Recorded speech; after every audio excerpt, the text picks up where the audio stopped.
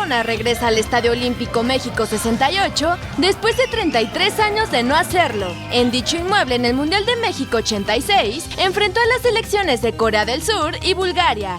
La albiceleste ganó ambos encuentros, pero Maradona no anotó. Ahora se medirá en cuartos de final a los Pumas. El lateral izquierdo Jordi Alba alarga su contrato con el Barcelona hasta el 2024, es decir, 2 años más de su anterior convenio, por lo que prácticamente se retiraría en el club catalán. El jugador mantiene una excelente conexión con Lionel Messi, siendo uno de los jugadores que más lo asiste en el club blaugrana.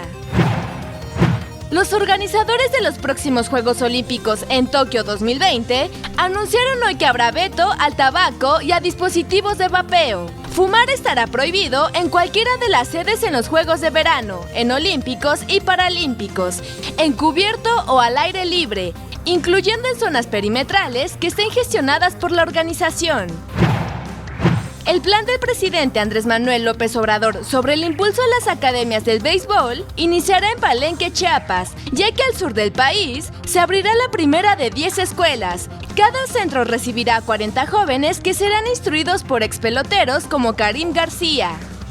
21 Noticias.